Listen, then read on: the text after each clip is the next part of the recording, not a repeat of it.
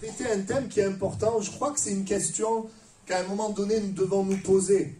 Et plus tôt nous la poserons, mieux c'est. Cette question, c'est pourquoi je suis sur la terre? Pourquoi Dieu m'a créé? Qu'est-ce que je fais là en fait? Parce qu'il y a un sens à notre vie, comme il y a un sens aux choses. Chaque objet que nous créons a un sens, a un but. Le micro là que j'ai dans la main, il a un but, c'est d'amplifier le son. Et chaque objet que nous voyons, une machine à laver, elle a le but de laver le linge. Un crayon, il a un but d'écrire. Un DVD, il a le but de projeter, d'amener quelque chose, un contenu. Un parfum, le but c'est de donner une bonne odeur. Une chaise, le but c'est qu'on s'assoie. Et ça serait dommage d'avoir un objet qui n'est pas utilisé pour son but. Amen. Imaginez si ce matin je vous dis restez tous debout. À quoi serviraient les chaises? Mais on est content d'avoir des chaises sur lesquelles on peut s'asseoir. Quand nous créons un objet, on ne se dit pas je crée un objet mais je ne sais pas à quoi il sert. Quand nous créons un objet, l'objet sert toujours à quelque chose. Et j'aimerais te dire que quand Dieu t'a créé, quand Dieu a créé ta vie, il y avait un but. Et ce matin, nous allons voir quels sont les buts, parce qu'il y a plusieurs buts, que Dieu a pour notre vie. Et vivre une vie où nous ne connaissons pas et nous n'entrons pas dans le but de Dieu, c'est une vie où nous sommes malheureux dans notre cœur. Parce que tu peux très bien avoir une machine à laver à la maison et t'en servir juste pour stocker des objets dedans. Mais ce n'est pas le but. Tu peux très bien avoir un crayon, et comme font les jeunes à l'école, et puis le faire tourner dans tes doigts. Mais ce n'est pas le but. Et j'aimerais te dire ce matin que Dieu a un but pour ta vie, il t'a créé pour quelque chose. Amen. Alors je prie que personne d'entre nous, nous passions à côté de ce que Dieu a prévu. Qu'est-ce qui occupe ton temps? Qu'est-ce qui prend ton énergie? Est-ce que c'est vraiment important? Est-ce que ce qui prend ton temps, ton énergie, ta vie est donné à quelque chose? Est-ce que ce que tu donnes, est-ce que ça vaut la peine? Est-ce que tu es sûr de vivre pour la bonne chose? Est-ce que tu vis en regardant en arrière en n'ayant pas de regrets? C'est la question qu'on peut se poser. Nous pouvons, vous savez, comme beaucoup le font, vivre pour l'argent, et j'aimerais dire que l'argent on en a besoin, hein, ce n'est pas quelque chose de mauvais. La Bible dit que c'est l'amour de l'argent qui est mauvais, mais nous pouvons vivre pour l'argent, nous pouvons vivre pour manger, nous pouvons vivre pour boire, pour se vêtir ou pour se divertir, mais la Bible nous dit que tu as été créé pour plus que cela. La Bible nous dit, la vie n'est-elle pas plus que la nourriture et le corps plus que le vêtement? Oui, la vie est pour bien plus que la nourriture. La nourriture, c'est important, il vaut mieux qu'on mange. Bon, peut-être pas aujourd'hui, mais la vie a été créée pour plus que la nourriture, le corps plus que le vêtement. Pourquoi ce matin traiter ce thème? Eh bien, parce que un jour ou l'autre, nous allons passer de l'autre côté. Nous allons passer dans l'éternité. Et l'Écriture nous montre qu'il y a deux destinations. Il y a l'enfer et il y a le ciel. Et dans Apocalypse 20, versets 11 à 14, il est écrit « Je vis un grand trône blanc, et celui qui était assis dessus. La terre et le ciel s'enfuirent devant sa face, il ne fut plus trouvé de place pour eux. Et je vis les morts, les grands et les petits qui se tenaient devant le trône. Des livres furent ouverts. Et un autre livre fut ouvert, celui qui est le livre de vie. Et les morts furent jugés selon leurs œuvres, d'après ce qui était écrit dans ces livres.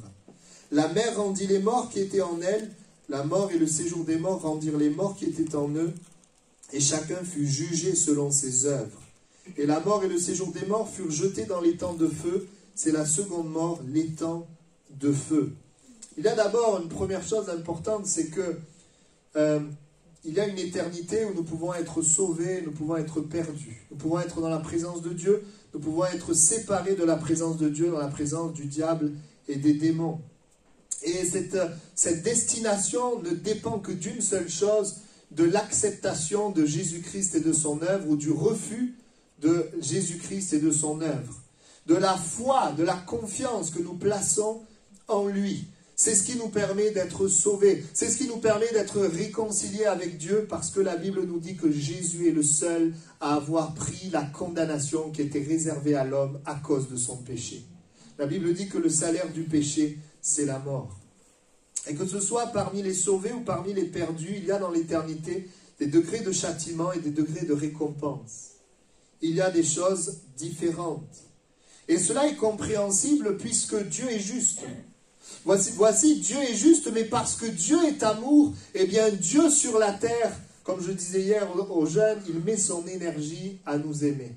Il met son énergie à nous attirer à lui. Il met son énergie à se révéler, à nous montrer qu'il nous aime, qu'il veut nous aider, qu'il veut nous secourir. Comme par hasard, dans des moments difficiles, eh bien Dieu permet que tu entendes parler de lui, tu entendes parler de Jésus, que tu le rencontres. Pourquoi? Parce que Dieu nous attire par des cordages d'amour, afin que la justice ne soit pas la condamnation, mais soit le salut à cause de ta foi en celui qui a été condamné à ta place, Jésus.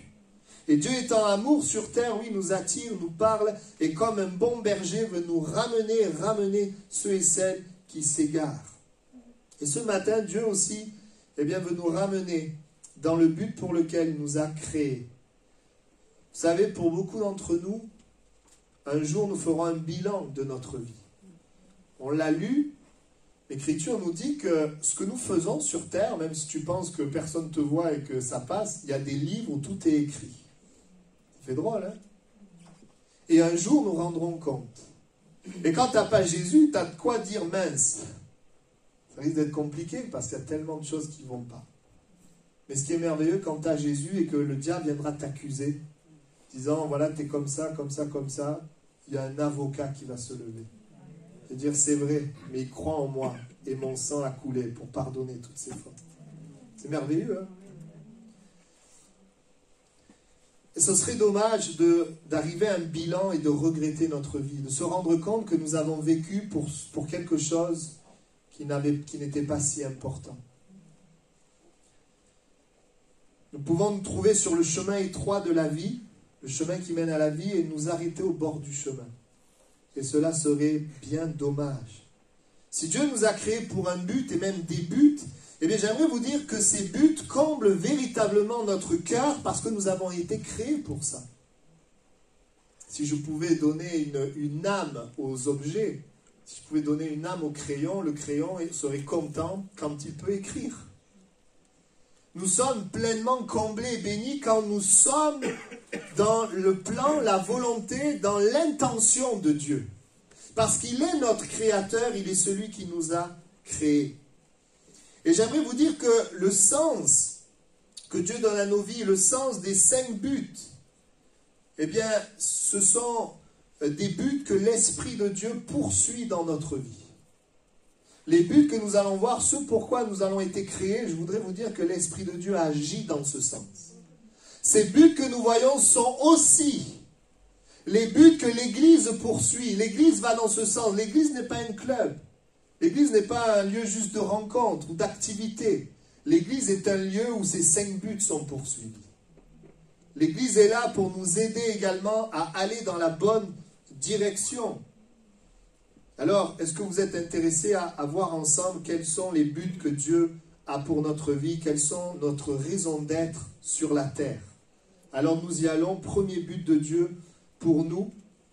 Le premier but de Dieu, c'est de te faire entrer dans sa famille. Ça, c'est le premier but de Dieu. Le but de notre vie sur terre, d'abord, est de faire partie de la famille de Dieu. Et de devenir un enfant de Dieu. De devenir un fils et une fille de Dieu, parce que la Bible nous dit que le péché a détruit cela. À l'origine, l'homme vivait avec Dieu, dans une harmonie. L'homme était en contact avec Dieu et la Bible dit que le péché est entré dans le monde et a séparé l'homme de Dieu. Et l'homme s'est retrouvé sur la terre comme un orphelin, ne sachant pas qui est Dieu, sans Dieu comme Père, mais vivant simplement avec ses propres forces et comptant sur ce qui est humain. J'aimerais te dire que si tu vis une vie sur terre sans que Dieu soit ton Père, tu passes à côté de ta vie. Et pour beaucoup, il y a toutes sortes de visions de Dieu. La religion a pu donner parfois la vision d'un Dieu dur, d'un Dieu en colère, d'un Dieu méchant, d'un Dieu absent, d'un Dieu, toutes sortes, même d'un Dieu triste. Regardez les photos sur Jésus, on dirait quelque chose d'austère. Toutes sortes de visions, mais la parole de Dieu nous révèle que nous avons un Dieu d'amour, un Dieu puissant, un Dieu saint, un Dieu juste.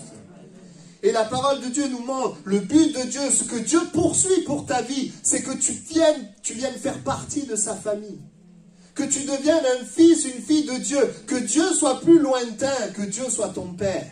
Et quand on parle de Dieu le Père, c'est pas juste un Dieu quand je vais mourir et aller au ciel. C'est un Dieu qui m'accompagne tous les jours de ma vie sur cette terre où la vie est si difficile.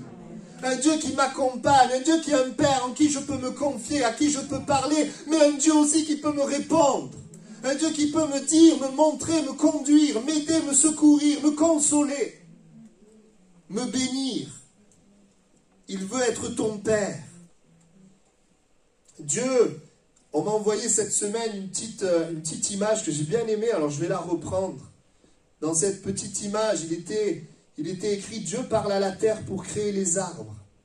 Et c'est vrai, Dieu dit que la terre produise de la verdure, de l'herbe et des arbres fruitiers. Dieu parle à la mer pour créer des poissons. Il va parler, il va dire que les eaux produisent en abondance des eaux vivantes. Donc quand Dieu veut créer des arbres, il parle à la terre. Quand Dieu veut créer des poissons, il parle à la mer. Mais quand Dieu veut créer l'homme, il se parle à lui-même. Il se tourne vers lui-même et il dit « Faisons l'homme à notre image, selon notre ressemblance, et qu'il domine sur les poissons de la mer, les oiseaux du ciel, le bétail, toute la terre et tous les reptiles. » Et dans cette image que j'aimais bien, c'était écrit « Si vous retirez un poisson de l'eau, il meurt. Si vous retirez un arbre de la terre, il meurt. Et de la même façon, si vous déconnectez l'homme de Dieu, il meurt. » Et c'est une réalité. Dieu est notre environnement naturel. Nous avons été créés pour vivre en sa présence. Nous avons besoin d'être connectés à lui, car ce n'est qu'en lui que la vie existe. La vraie vie, la vie Zoé. Nous avons une vie physique, mais dans cette vie physique, nous pouvons être morts à l'intérieur de nous. Dieu veut non seulement que nous vivions physiquement, mais que nous vivions spirituellement. Et oui, c'est ce que l'Écriture nous dit. Nous avons été créés pour faire partie de sa famille. Éphésiens chapitre 1er, verset 5. Voilà le verset sur lequel s'appuie ce premier point. Nous ayant prédestinés dans son amour à être ses enfants d'adoption par Jésus-Christ, selon le bon plaisir de sa volonté. Tu as été créé pour faire partie de la famille de Dieu. Dieu désire ce matin, si tu es loin de lui, si tu ne le connais pas, que tu deviennes son enfant. Tu n'as pas été créé pour vivre seul dans ce monde, en t'appuyant juste sur ce qui est humain, mais tu as été créé pour pouvoir vivre avec un Dieu vivant, pour retrouver cette proximité. La Bible nous montre que c'est un Père et que c'est un bon Père qui nous nourrit, qui nous conduit, qui nous secourt, qui nous soigne, qui nous protège, qui nous apprend. Amen. Gloire à Dieu. Et nous avons besoin de retrouver ce but manqué par le péché. C'est intéressant parce que le mot péché veut dire manquer le but. C'est quoi le but manqué? C'est cette relation, cette proximité avec Dieu. C'est pour ça que le but de Dieu, c'est de retrouver cette proximité. Le péché, c'est manquer le but.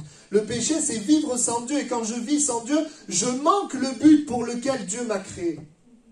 Mais quand, on va le voir, on va en parler quelques instants, je viens vers celui qui est mort pour me réconcilier avec Dieu. Quand je viens vers lui, alors la réconciliation se passe et je deviens enfant de Dieu. Amen. Naturellement, nous sommes des créatures de Dieu, mais fils du diable à cause du péché. Et Jésus est venu sur terre afin que nous ne soyons plus fils du diable par nos œuvres, mais que nous devenions enfants de Dieu. Nous sommes dans notre nature pécheurs, séparés de Dieu, séparés sur terre, séparés pour l'éternité. Et nous avons besoin de retrouver ce but manqué par le péché. Nous avons besoin de retrouver cette relation, cette proximité. J'aimerais vous dire ceci, la position de fils n'est pas quelque chose qui se gagne, pas quelque chose où on doit faire quelque chose ou prouver pour gagner. Vous savez, le diable, quand il est venu tenter Jésus, il lui a dit « Si tu es fils de Dieu, eh bien, ordonne que ces pierres deviennent des pains. Si tu es fils de Dieu, jette-toi en bas. » Comme s'il fallait que Jésus fasse quelque chose pour montrer, pour prouver qu'il est fils. Il n'avait pas besoin de faire une action. Non, il était fils et si souvent nous pouvons être tentés d'essayer de faire des choses pour gagner, la Bible dit qu'étant pécheurs, nous ne pouvons pas gagner cette identité. Jésus l'a gagnée pour nous. Jésus a donné sa vie afin que tu sois un fils adopté. L'adoption, c'est une grâce, c'est un cadeau. Une grâce veut dire cadeau immérité. Je ne le méritais pas, tu ne le méritais pas, mais Jésus est mort pour que ce soit possible et il est ressuscité. C'est une grâce, une faveur imméritée. Et ce matin, eh bien, tu peux justement devenir un fils, une fille de Dieu. Cela est possible uniquement par cette œuvre de la croix.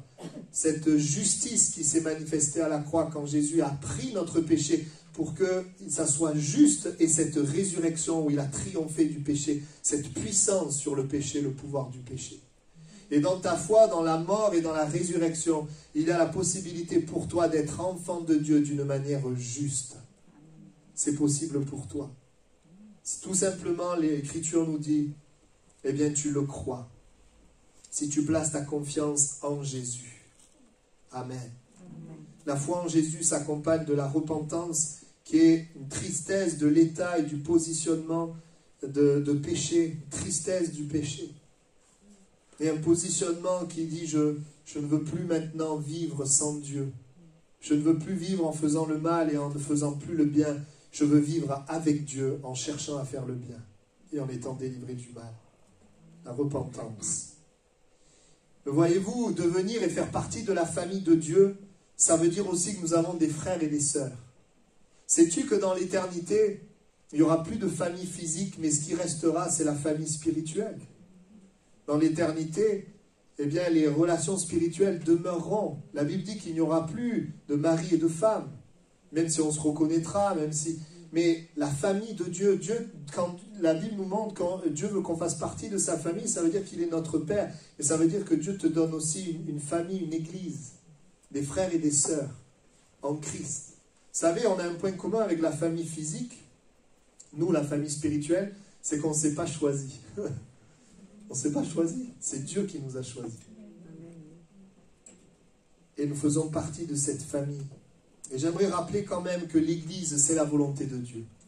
Ce n'est pas une institution humaine, même si elle est évidemment composée d'êtres humains si faillibles, et où il y a parfois tellement de déceptions, tellement de choses que, oui, Dieu voudrait changer, mais elle est la volonté de Dieu. Et réussir notre vie, eh bien, commence par entrer dans la famille de Dieu, devenir fils et filles de Dieu, et nous sommes à ce moment-là, eh bien, frères et sœurs en Christ. J'aimerais te donner 2 signes qui montrent que tu es entré dans ce but. Lorsque tu deviens enfant de Dieu, il y a 2 signes évidents qui te permettent de savoir si tu poursuis, tu es rentré dans ce but. Le premier signe, c'est que dans ton cœur, tu as une assurance face à la mort.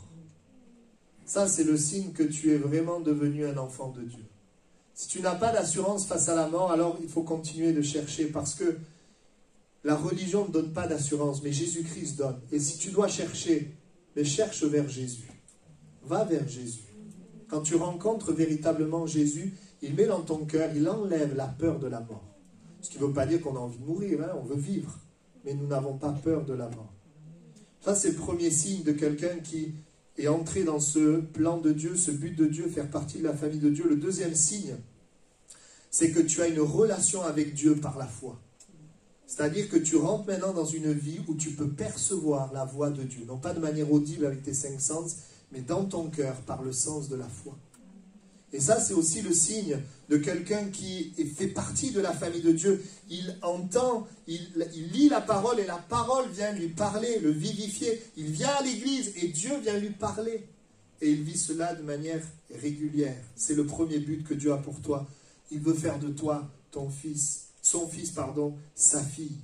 Amen. Le deuxième but que Dieu a pour nous,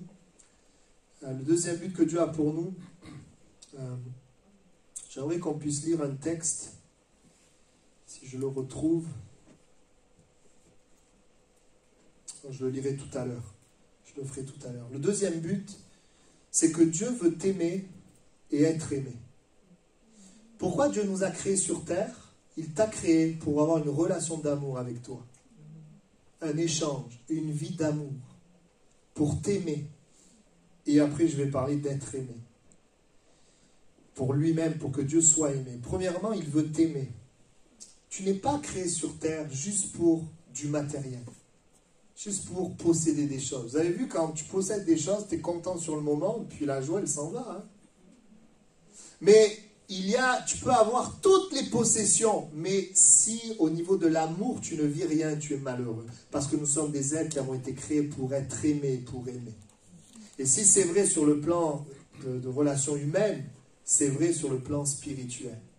Quand Dieu a créé Adam et Ève, il voulait avoir une relation avec l'homme, une intimité, un partage, une relation d'amour où je fais du bien, où je parle, où il y a une réponse. On vit quelque chose de profond, de puissant. La Bible dit dans Jérémie 31:3, « De loin l'Éternel se montre à moi. Je t'aime d'un amour éternel. C'est pourquoi je te conserve ma bonté. » Voilà pourquoi Dieu veut nous faire du bien. Eh bien, Dieu veut te faire du bien parce que le but de Dieu, c'est de t'aimer. Le but de Dieu, c'est de vivre quelque chose, un amour avec toi. Il veut t'aimer. C'est sa nature. Dieu est amour. Il est amour, tu comprends? C'est sa nature. Et le but de Dieu, c'est pas qu'on soit des robots, c'est pas qu'on fasse des performances. Non, il veut t'aimer. La Bible dit que Dieu est riche en bonté. Pourquoi il est riche en bonté? Parce que c'est le but. Il nous a créés afin de vivre une relation d'amour avec lui. Il veut te faire du bien. Et cette relation d'amour, elle est dans le fait de te faire du bien. Il est parlé de l'Éternel. Dieu miséricordieux et compatissant, lent à la colère, riche en bonté et en fidélité. La Bible montre que l'amour est plein de bonté. Dieu veut te faire du bien dans ta vie, dans ton cœur, dans tes relations, dans ton travail. C'est un Dieu d'amour. Et quand nous parlons de l'amour de Dieu, son amour n'est pas juste un sentiment, son amour est une alliance. C'est un amour fidèle. C'est-à-dire que Dieu veut t'aimer dans les bons et dans les mauvais jours. Il veut être à tes côtés en tout temps. Et c'est pour ça qu'un homme qui souffrait va pouvoir dire « Les bontés de l'Éternel ne sont pas épuisées, ses compassions ne sont pas à leur terme, elles se renouvellent chaque matin, que ta fidélité est grande. » Dieu veut manifester son amour chaque jour de ta vie. Chaque jour de ta vie, Dieu veut te faire du bien. C'est pour ça que tu as été créé. Mais j'aimerais vous dire ceci, l'amour se développe quand il a une réponse. Même s'il y avait une personne, imagine un instant une personne qui t'aime. Une personne qui veut te faire du bien. Une personne qui vit pour te faire du bien. Si tu ne veux pas l'aimer, tout le bien qu'elle veut te faire, tu ne pourras jamais le vivre. Et j'aimerais vous dire, oui, Dieu nous aime. Mais attention, ce serait incomplet de dire que Dieu nous a créés juste pour nous aimer. Dieu nous a créés pour nous aimer, mais l'amour amène une réponse. Il nous a créés pour t'aimer, il t'a créé pour t'aimer, mais pour que toi tu l'aimes en retour. C'est cet ensemble-là. Et comment nous pouvons l'aimer? Eh bien, nous l'aimons parce qu'il nous a aimés le premier. Moi, vous savez, au début, je n'aimais pas Dieu. Mais quand j'ai vu Dieu m'aimer, ça a créé en moi l'amour pour Dieu. Parce que personne ne m'a aimé comme lui. Et ça, c'est une réalité. Il t'a créé pour t'aimer, mais pour que tu puisses l'aimer aussi, en réponse à son amour. Le but de Dieu, c'est cela. Et la Bible dit qu'il a montré son amour en donnant Jésus. Jésus a donné sa vie pour nous. L'amour n'est jamais à sens unique, mais c'est un échange.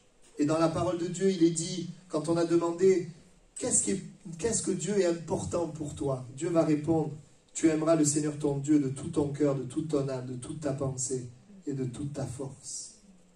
Tu as été créé pour vivre une relation d'amour avec lui. Oui, que Dieu te fasse du bien et que tu puisses l'aimer, que tu puisses le louer, que tu puisses l'adorer, que tu puisses l'écouter, que tu puisses le servir. Une relation d'amour, un échange qui est spécial.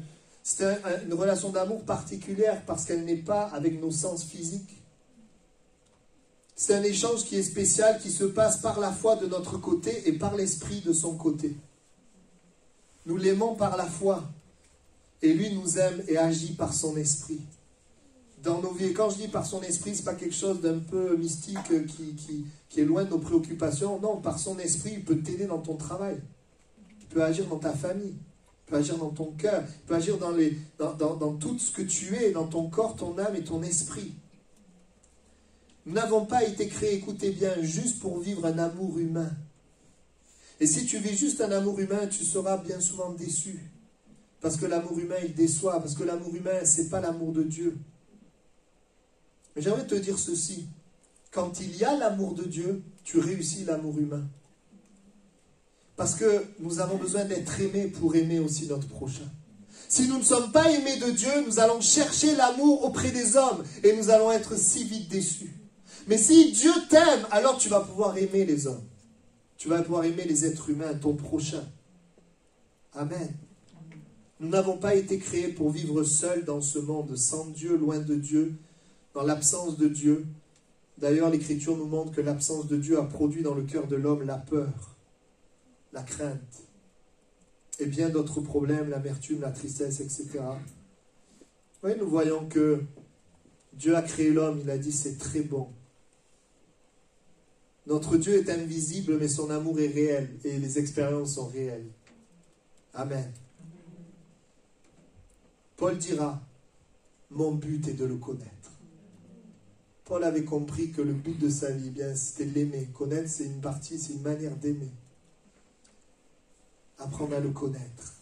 Tu as été créé pour être aimé de Dieu et pour l'aimer.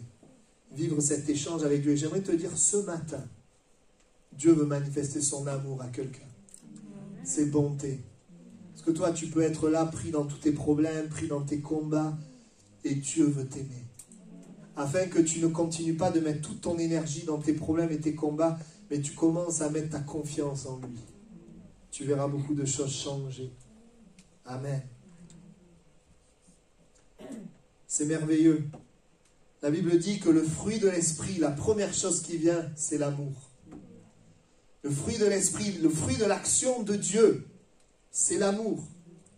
Et son amour, c'est quelque chose qui peut nous transformer, qui peut nous changer.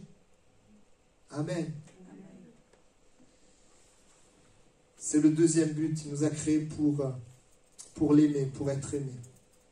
Et je viens donc au troisième but. Troisième but que Dieu a pour nous.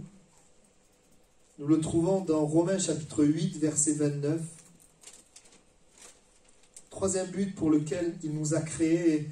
En tout cas, pourquoi nous sommes sur la terre et qu'est-ce que Dieu veut faire dans nos vies. Le but qu'il a pour nous.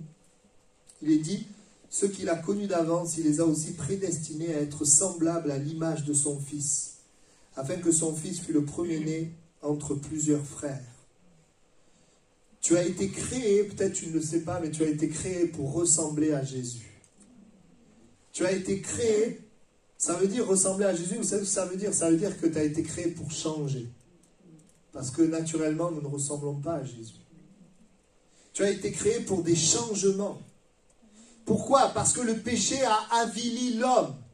Le péché a terni, je dirais, le reflet de Dieu dans la vie de l'homme. Le péché a amené toutes sortes de choses contraires à Dieu. 2 Timothée 3, 2, 5, l'égoïsme, l'amour de l'argent.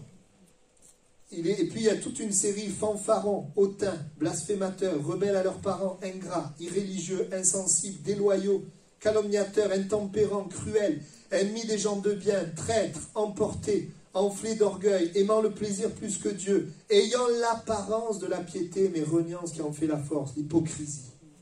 Et tout ça, c'est le fruit d'un homme qui n'a pas Dieu. Bien sûr, l'homme cherche toujours à bien faire. L'homme cherche toujours le bien. Mais il se rend compte qu'il y a cette puissance, ce mal qui est là. Voilà pourquoi Dieu a dans son cœur ce but de te changer. J'aimerais te dire ceci. Tu peux avoir des possessions. Tu peux chercher à avoir toutes sortes de choses. Mais si le péché, le mal ne sort pas de ta vie, eh bien, cela va te détruire. Tu peux avoir toutes sortes de choses, mais si la colère est plus forte que toi, tout ce que tu vas vouloir construire, la colère le détruira. Tu peux avoir toutes sortes de choses, mais si tu es prisonnier de l'alcool, eh bien, cet alcool, il détruira ton corps, il détruira ton foyer. Voilà pourquoi le cœur de Dieu, le désir de Dieu, et ce pourquoi nous sommes sur la terre, est non seulement de nous délivrer de la puissance du diable, mais de nous transformer et de nous amener à être à l'image de Jésus. Et si tu ne sais pas ce que c'est l'image de Jésus, tu as un aperçu dans Galates 5, 22. L'image de Jésus, c'est l'amour, la joie, la paix, la patience, la bonté, la bienveillance, la fidélité, la douceur, la maîtrise de soi. Et j'aimerais faire juste une parenthèse. Ça, c'est l'image de Jésus. Mais je parle à des gens qui croient en rien, qui ne croient pas en Jésus. Tout ça, là, c'est ce qui te rendra heureux dans tes relations. La bonté, la patience, la maîtrise, tout ça, c'est ce dont on a besoin si on veut être heureux. Et ça, on ne le trouve pas dans nos propres forces, ou on va le trouver un temps. On va être patient un temps. Mais à un moment donné, on va se rendre compte, mince, non, je ne suis pas patient. Je ne suis pas bienveillant, maître de moi. Et voici que Dieu a dans son cœur le projet de nous changer, de nous transformer. Quand Jésus meurt sur la croix, il vient prendre ce péché qui nous détruit. Et quand il ressuscite, il annonce à l'humanité qu'il a vaincu le mal, le péché qui nous détruit. Et quand nous croyons en lui, eh bien, il y a, un fruit, une œuvre que Dieu fait, c'est qu'il nous délivre, il nous transforme, il nous permet de ne plus être esclaves du péché. Il nous permet d'être heureux, parce que la parole de Dieu nous montre, nous pouvons être un vrai chrétien, quand Jésus meurt et ressuscite, il permet que son esprit vienne habiter en nous. Et la Bible dit que le péché n'aura pas de pouvoir sur nous parce que nous sommes sous la grâce, c'est-à-dire nous avons reçu Christ. Il y a un début de ce travail de changement lorsqu'on se tourne vers Dieu et la plus grosse partie continue tout au long de notre vie. Une œuvre de sanctification. Et Dieu va utiliser les circonstances de ta vie, ce qui t'arrive, pour te montrer ce qu'il faut changer. Peut-être même cette semaine, il t'est arrivé des choses et qui sont là pour te montrer qu'il y a besoin d'un changement. Et ce changement, il est possible par la foi en Jésus. Amen. Vous savez, les gens, ils veulent tous montrer la meilleure facette. Mais lorsque tu commences vraiment à connaître quelqu'un, lorsque la personne elle fait partie de ta famille, alors des choses sont dévoilées. Alors tu commences à voir certains traits que tu ne voyais pas quand tu étais plus loin. Tu peux voir parfois le mensonge, ou la critique, ou la violence, ou l'insensibilité, ou l'égoïsme, ou la jalousie. C'est pour cela que nous avons tant besoin de laisser le Seigneur nous changer. Et la parole de Dieu parle d'avoir, j'en parlais à la jeunesse, d'avoir un zèle pour changer. On a un zèle pour plein de choses, on a de l'énergie pour plein de choses. Mais la parole de Dieu nous dit, ayez du zèle, repens-toi. Du zèle pour changer, se laisser changer. Vous savez, être changé, c'est pas agréable. Reconnaître qu'on a tort, c'est pas agréable. On préfère toujours reconnaître que l'autre a tort.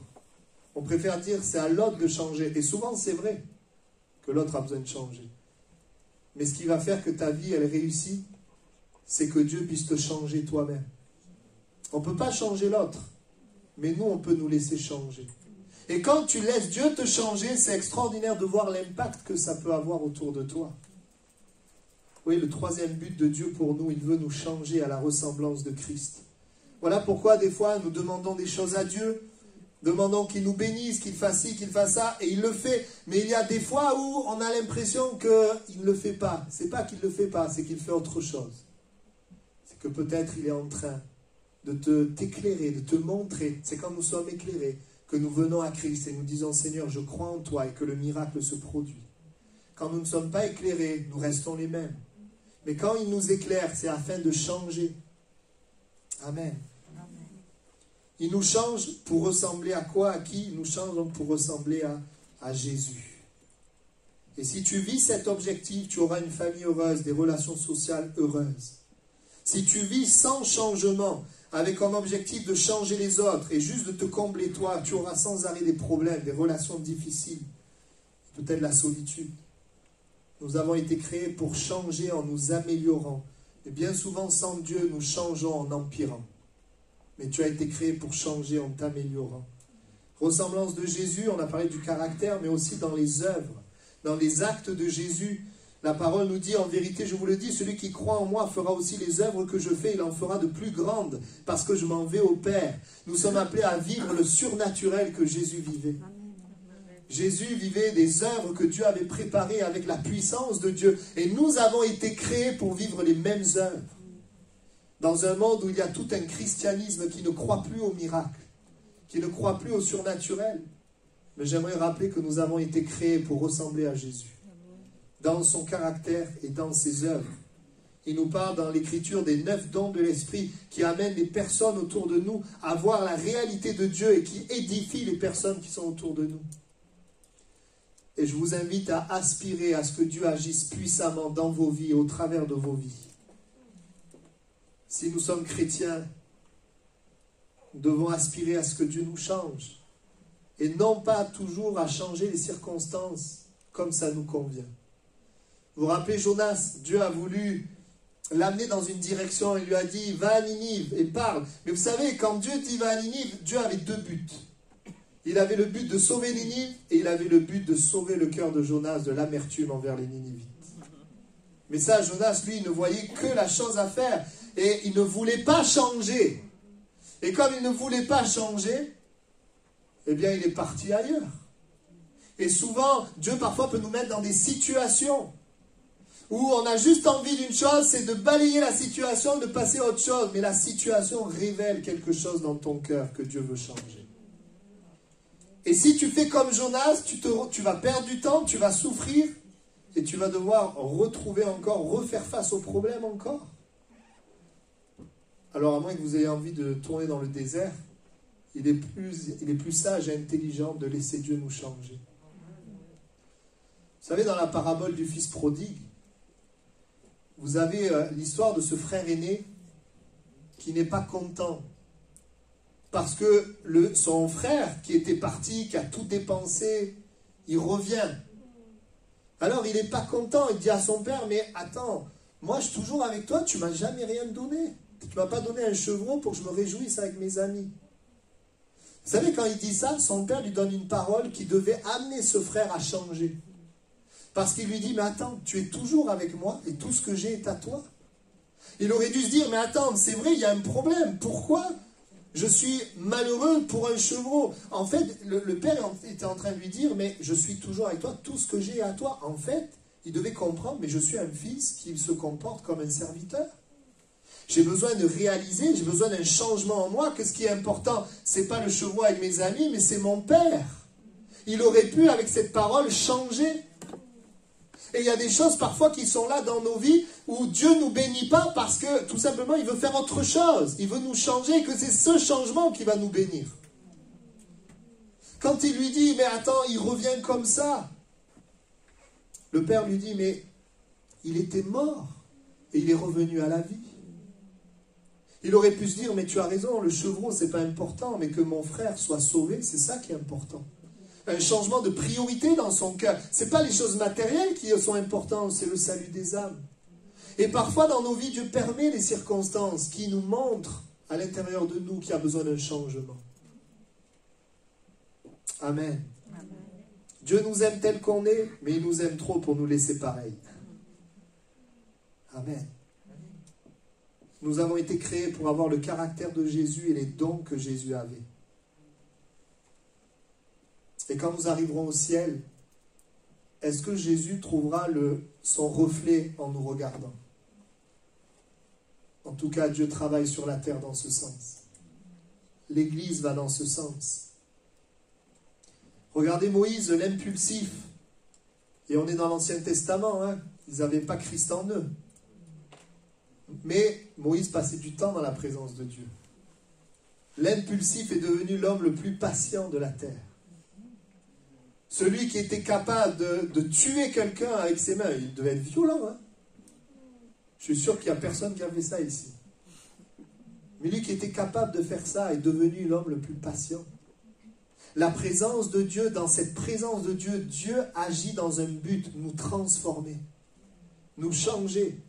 L'apôtre Pierre, qui était un traître, est devenu un fidèle, prêt à donner sa vie pour son maître. Jean, qui était un homme dur, qui a dit « fais tomber le feu sur eux », est devenu un homme plein d'amour. Zachée, l'égoïste, qui volait les gens, est devenu généreux. J'aimerais te dire ce matin, si tu es prisonnier de quelque chose, le but de Dieu, c'est quand Jésus, tu sois libéré. Que tu sois libéré ce matin. Que tu sois changé, parce que le péché nous rend malheureux. Amen. Quatrième but. Alors c'est intéressant parce que le quatrième but, il est un peu différent des trois premiers. Les trois premiers buts, ils vous concernent vous. Que je fasse partie de la famille de Dieu. Ensuite, j'ai un trou de mémoire. De nous aimer, qu'on soit aimé. Et de changer, d'être changé. Le quatrième but, il ne te concerne pas toi. Quatrième but, c'est que Dieu utilise ta vie pour aimer les autres. Quatrième but, c'est qu'il veut toucher les hommes à travers toi. Parce que tu n'as pas été créé juste pour que Dieu juste te fasse du bien. Mais Dieu t'a créé donc pour cette relation verticale, mais aussi horizontale. Il t'a créé pour que, oui, il te fasse du bien, pour que toi, tu puisses faire du bien autour de toi. Pour toucher les hommes à travers toi. Amen. Il concerne les autres. Autrement dit, Dieu veut se servir de toi. Dieu veut collaborer avec toi pour aimer les autres personnes que toi. Pour servir. Nous n'avons pas été créés pour vivre que pour nous, mais pour aimer notre prochain. Et même chez les incroyants, je pense à deux exemples qui me sont venus. Je connais deux personnes, incroyants, mais qui à un moment donné de leur vie sentaient ce besoin de faire quelque chose pour les autres. Pas tout pour moi, mais pour les autres. Et nous voyons même dans l'Écriture, dans la Bible, l'Éternel va dire, il n'est pas bon que l'homme soit seul, je lui ferai une aide semblable. Bien sûr, on parle là du mariage, mais c'est Dieu qui a voulu créer une aide semblable, l'homme et la femme. Nous avons été créés pour être en relation les uns avec les autres. Dieu appellera la loi royale d'aimer son prochain comme nous-mêmes. Et quand on fait ça, vous faites ce qui est bien. Et dans Jean 15, 14, il dit, vous êtes mes amis si vous faites ce que je vous commande. Et le verset 17, Jésus dit, c'est quoi qui commande? Ce que je vous commande, c'est de vous aimer les uns les autres. Tu as été créé pour aimer. Nous avons été créés, le but de Dieu, c'est de pouvoir aimer les autres. Et si nous sommes un petit peu honnêtes, nous voyons que l'homme est pécheur, ben nous on se rend compte que aimer, c'est pas si simple. Parce que le péché vient détruire les choses, vient embrouiller les choses. Nous sommes dans un monde avec des contrefaçons de l'amour. Vous savez, on parle d'aimer, mais il faudrait qu'on définisse ce que c'est qu'aimer. Vous savez, aimer, c'est pas forcément juste faire plaisir à quelqu'un. C'est pas ça, aimer. Des fois, tu peux faire plaisir à quelqu'un, mais c'est pas l'aider. Aimer, c'est chercher le bien dans ce qui est juste. Aimer, c'est chercher le bien dans ce qui est vrai. Dans ce qui est juste. Et il y a des contrefaçons de l'amour. J'en citerai quelques-unes. Première contrefaçon de l'amour, la jalousie. Je t'aime et je veux te garder pour moi. Je veux que personne t'approche. Ça, c'est une contrefaçon de l'amour. Deuxième contrefaçon de l'amour, l'attirance. Oh, tu m'attires. Je suis attiré par toi. Mais change un peu ton physique et l'amour n'est plus là. Troisième contrefaçon, l'intérêt. Je t'aime parce que tu peux m'apporter quelque chose. Moi, je me souviens, mes amis, ils m'aimaient parce qu'on jouait au foot ensemble. Mais quand il n'y avait plus le foot, j'avais plus d'amis. Je t'aime, tu m'aimes parce qu'on s'apporte quelque chose. Le jour où tu m'apportes plus rien, il n'y a plus d'amour. Ça, c'est une contrefaçon d'intérêt. Quatrième contrefaçon, la flatterie. Tu es le plus beau, tu es la plus belle, tu es le plus merveilleux, la plus merveilleuse. C'est pas de l'amour, ça. La Bible dit que tu tends un filet sous ses pas. Tu lui proposes une chute. Et puis, cinquième contrefaçon, l'hypocrisie. Je t'aime quand tu me vois, et puis quand tu ne me vois pas, je te critique par derrière. L'hypocrisie. Ça, c'est des contrefaçons. Et tout ça vient détruire, blesser, briser, fermer notre cœur pour aimer. Mais quand tu es en relation avec Dieu, Dieu, il ouvre ton cœur pour aimer de manière désintéressée. Et c'est le miracle de Dieu. De pouvoir continuer d'aimer quand nous avons été blessés et déçus. Nous pouvons avoir tellement de buts, l'ascension sociale, la richesse, mais n'oublie pas que tu as été créé pour aimer. Parfois, nous avons une famille, Dieu nous donne une famille, et nous devenons des visiteurs, des étrangers dans la maison, on se côtoie, et on est tous là à poursuivre d'autres buts, s'enrichir, réussir ça, et on oublie que le plus grand but, c'est d'aimer les gens qui sont dans la maison. J'aimerais te rappeler ça, Dieu a pour toi ce but-là. Ce but-là. Non pas te servir des autres, mais servir les autres. Nous n'avons pas été créés pour se contrôler les uns les autres, mais pour se laisser cette liberté, respecter la liberté et aimer. Chercher le bien, l'amour désintéressé. Et la Bible nous dit, Jésus le dira, quand vous faites du bien à quelqu'un, c'est à lui que vous le faites. Il parlera de visiter ceux qui sont malades, ceux qui sont en prison, donner à manger ou vêtir celui qui est nu. Et Jésus dira, c'est à moi que vous l'avez fait. Mais quand on l'a fait à toi? Quand vous l'avez fait à ceux-là, c'est à moi que vous l'avez fait. Je termine. Nous avons été créés pour aimer notre prochain. Et dernier point, le 5e but que Dieu a pour nous. Le but qu'il a pour nous, c'est que sur la terre, il nous a créés pour une mission unique. La Bible nous dit que Dieu a des œuvres préparées d'avance afin que nous les pratiquions. Dans l'Ancien Testament, il est parlé des projets que Dieu a formés sur nous. Des projets de paix et non de malheur. Dieu veut faire quelque chose d'unique avec toi sur la terre. Et quand je parle d'un plan ou d'un appel, je dirais qu'il y a plusieurs appels et plusieurs choses. Dieu veut faire plusieurs choses avec toi. On est tous créés différents. On n'aime pas les mêmes musiques, les mêmes parfums, les mêmes choses. Certains sont scientifiques, d'autres sont artistiques.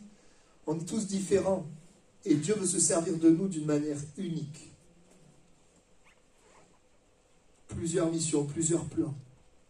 Je dis, c'est dommage de vivre notre vie sans découvrir ce que Dieu veut faire avec nous. Nous sommes créés pour une mission, même plusieurs missions.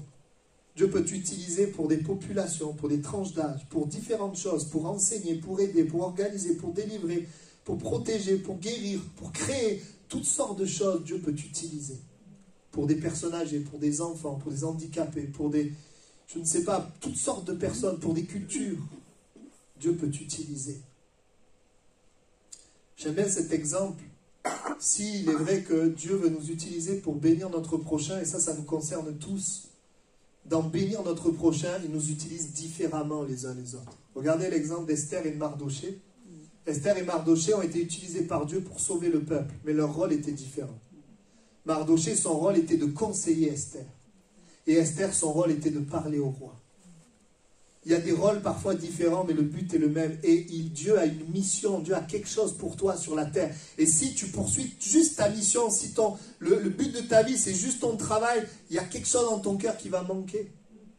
Alors, vous allez me dire, mais moi, je ne sais pas le but que Dieu a pour moi. Je vais vous rassurer, moi non plus. On sait dans une certaine mesure, oui, je sais dans une certaine mesure ce que Dieu attend de moi, mais il y a toujours des choses à découvrir. Oui, Dieu veut se servir de toi d'une manière particulière. Il nous utilise différemment. Mais toujours pour amener plus de Dieu et plus du royaume de Dieu sur la terre. Il nous utilise dans ce sens. Je pense aussi, je crois que c'est Apollos qui parlait, qui enseignait, et Dieu s'est servi d'un homme et d'une femme, Aquila et Priscille, pour lui exposer plus exactement la voie de Dieu. Il s'est servi d'eux pour l'aider à être plus exact. Alors c'est intéressant, il y a ceux que Dieu utilise en public, il y a ceux que Dieu utilise en privé. Mais je vais vous dire quelque chose, ce qui est important, ce n'est pas qu'on soit utilisé en public. Ce qui est important, c'est que quand tu arrives au ciel, Dieu te dise, tu as pu entrer dans la mission que j'avais pour toi sur la terre. Amen. Quand on regarde les Écritures, on voit même des révélations que Dieu donne à des hommes différents. Dieu va donner la révélation de la fin des temps à Jean. Dieu va donner la révélation de Christ en nous à Paul. Dieu va donner des révélations différentes. Dieu va se servir de Philippe pour évangéliser et de Pierre et Jean pour qu'ils soient baptisés de l'Esprit. Est-ce que ça veut dire que Pierre et Jean, ils évangélisaient pas et que Philippe, il priait pas pour les baptêmes de l'Esprit? Non, il le faisait, mais Dieu va se servir d'eux d'une manière particulière, selon sa volonté. Et voici que Dieu, dans sa sagesse, et je dirais, et c'est ça qui fait la vie chrétienne, une aventure, c'est que Dieu te donne des promesses. C'est que Dieu te parle de ce qu'il va faire dans l'avenir. Et que si tu crois, eh bien, ce qu'il te promet, il le fait. Il l'accomplit. Il y a des moments où dans ta vie, il va fermer les portes parce que ce n'est pas forcément ce qu'il veut que tu fasses. Et puis il y a d'autres moments, il va les ouvrir pour que tu puisses faire cela. Vous savez, il n'y a pas d'échec avec Dieu, il y a juste des étapes. Il y a des moments où on est comme une voiture sur la piste en train de concourir pour gagner. Et puis il y a des moments où on est au garage pour nous perfectionner. On est préparé puis utilisé. Oui, on voit dans l'Écriture que Dieu va se servir d'hommes de manière différente. Il va donner à Joseph un don de connaissance et de sagesse qui va lui permettre d'avoir un impact et être utilisé par Dieu pour sauver tout un pays de la famine. Il va aussi utiliser Gédéon, un homme qui avait tellement peur. Il va se révéler à lui pour amener une grande victoire. Il va utiliser Moïse et David pour conduire le peuple. Il va utiliser Salomon pour construire le temple. Il va utiliser Pierre pour faire émerger la première église. Il va utiliser Philippe pour que de nombreuses âmes soient sauvées. Il va utiliser Paul pour parler aux gouverneurs.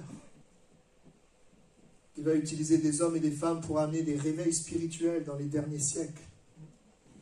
Et j'aimerais te dire que Dieu a toujours des plans pour les hommes. Il a un plan, il a une mission pour ta vie. Amen. On va incliner nos têtes et je voudrais rappeler ces 5 buts de notre vie, nos raisons d'être sur la terre. Pourquoi nous sommes sur la terre? Premièrement, pour être dans la famille de Dieu. Deuxièmement, pour vivre une relation d'amour avec Dieu. Troisièmement, pour ressembler à Dieu, ressembler à Jésus. Quatrièmement, pour servir mon prochain. Et cinquièmement, pour accomplir les missions de Dieu.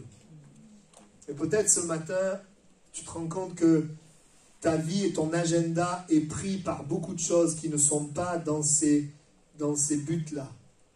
Vous savez, Dieu ne force pas. Vous savez, Dieu nous laisse libres. Dieu nous propose ses buts et ces buts peuvent combler ton cœur parce que ce sont les buts de ton Créateur. Et ce matin, tu peux décider de dire, Seigneur, je veux poursuivre ces buts. Je veux aller dans ces directions. Je ne veux pas perdre de temps, je ne veux pas me retourner en arrière et dire j'ai regretté ma vie, j'ai donné ma vie à ça, à des choses matérielles, à des choses physiques qui finalement sont passées où il ne reste plus rien. Tout est permis, mais tout n'est pas utile, tout n'édifie pas. Nous sommes des croyants où nous avons une grande liberté. Nous pouvons faire plein de choses, mais notre agenda, eh bien, il est limité. Notre temps est limité, notre énergie est limitée. Alors je te pose la question, où est-ce que tu vas mettre ton énergie? Dans quelle direction tu veux aller? Nous avons été créés, si je devais faire un résumé des 5 directions, c'est Ésaïe 43:7, eh bien, nous avons été créés pour sa gloire. Tout cela, c'est sa gloire. Et Paul dira, et j'aimerais qu'on soit tous comme Paul, il dira, le moment de mon départ approche, mais j'ai combattu le bon combat. J'ai achevé la course, j'ai gardé la foi. Je voudrais qu'on puisse tous dire ça. Et le bon combat, c'est la poursuite de ces 5 choses. La parole de Dieu nous révèle. Est-ce qu'il y a des hommes, des femmes ce matin qui désirent prendre cette direction? Simplement, vous pouvez lever la main. Je voudrais prier avec vous. Amen. Amen. Gloire à Dieu. Gloire à Dieu. Vous pouvez baisser la main. Père, je prie vraiment pour tous ceux et celles à qui tu parles en ce moment. Et peut-être que tu corriges un petit peu leur agenda. Peut-être que tu réorientes leur cœur, leurs efforts dans la bonne direction. Je te prie de les aider les uns les autres à pouvoir aller de l'avant dans la direction pour laquelle tu nous as mis sur terre, tu nous as créés. La vie n'est rien comparé à l'éternité. Nous savons que nous allons passer des milliards et des milliards d'années dans l'éternité et nous voulons que ces années sur terre, elles servent vraiment à ce que tu as prévu, à ce que tu veux. Merci Seigneur. Amen. On reste dans la prière. Peut-être que certains ne font pas encore partie de la famille de Dieu. Peut-être que tu n'as pas donné ta vie à Dieu. Et je ne voulais surtout pas partir sans prier pour que Dieu fasse du bien à quelqu'un. Je voudrais te dire, non seulement le Seigneur veut que tu fasses partie de sa famille, mais peut-être que tu es là ce matin avec des combats, des problèmes, et Dieu veut te faire du bien. Dieu veut t'aimer ce matin. Il veut faire quelque chose pour toi. Certains aussi ont besoin de changer. Tu vois que les choses te détruisent ta vie. Tu vois les choses autour de toi se décomposer, se détruire. Dieu veut te changer. Dieu veut intervenir dans ta vie. Et s'il y a aussi des personnes comme ça, si tu veux accepter Jésus pour que Dieu devienne ton Père, ou si tu as tout simplement besoin de l'amour de Dieu, que Dieu fasse quelque chose dans ta vie, ou encore que tu as besoin de changement, je voudrais que tu puisses lever la main également, et j'aimerais prier pour toi. S'il y a quelqu'un comme ça ce matin, et puis ceux qui écoutent aussi par Internet, Dieu veut le faire pour vous. Ouais, tu peux baisser la main, je te vois. Ouais, je vous vois à droite aussi, je te vois. Amen, je te vois à gauche, je te vois au milieu, au fond aussi. Merci Seigneur. On prie ensemble l'Église avec moi, vous voulez bien? Nous proclamons, Seigneur, ce matin, que tu convaincs de péché et de ton amour. Tu fais entrer quelqu'un dans ta famille. Tu sais comment attirer nos cœurs à toi. Nous proclamons que tu attires les cœurs à toi ce matin. Pour qu'une personne qui est là ait l'assurance de la vie éternelle. Pour qu'une personne ce matin te rencontre au-delà, Seigneur, de toutes les informations qu'elle a pu avoir sur Dieu, qu'elle fasse une rencontre personnelle avec toi. Nous le proclamons. Et je déclare aussi ce matin que tu manifestes ton amour à quelqu'un. Tu fais du bien, tu renouvelles tes bontés dans ce qui préoccupe les personnes, dans ce qui fait souffrir les personnes. Seigneur, montre ton amour et que les personnes sachent que ce n'est pas le fruit du hasard, mais c'est, Seigneur, ton amour qui vient vers eux, afin qu'ils puissent t'aimer aussi en réponse à cet amour. Je te prie pour tous ceux aussi qui voient le péché les détruire, afin que tu viennes les délivrer. Ceux qui sont liés, enchaînés, ceux qui n'arrivent pas à changer. Seigneur, je proclame aussi que tu es le Dieu qui délivre. Tu es le Dieu qui transforme et qui change. Je proclame que les liens sont brisés. Seigneur, tu agis comme tu l'as fait la semaine dernière. Tu le fais encore ce matin. Pour des personnes qui sont liées, le Seigneur voit la souffrance, la destruction de la famille. Seigneur, tu viens délivrer, restaurer. Merci Jésus, tu es le seul à pouvoir le faire et nous proclamons ta victoire ce matin. Amen. Amen. Gloire à Dieu. Voilà, que le nom du Seigneur soit béni. On remercie le Seigneur pour ces temps, ces moments. Et voilà, on continue d'aller dans cette direction, dans ces directions, qui sont les directions de Dieu pour nous. C'est vrai, quand on fait ce que Dieu veut, quand on est dans la direction de Dieu, on est heureux. Même si t'es pas millionnaire, t'es pas connu partout. Parce que les gens, ils cherchent ça. Ils cherchent les biens matériels, l'argent et la célébrité. Même si t'as pas beaucoup de likes, tu vois. Eh bien, t'es heureux. Parce que tu as Dieu, parce que tu fais ce que Dieu veut. Et une joie que personne ne peut te donner, c'est la joie d'être sûr de ce que tu fais et d'où tu vas. Amen. Alors que le Seigneur nous aide à aller dans cette direction. Amen. Amen. Voilà, donc, on va faire une pause à peu près de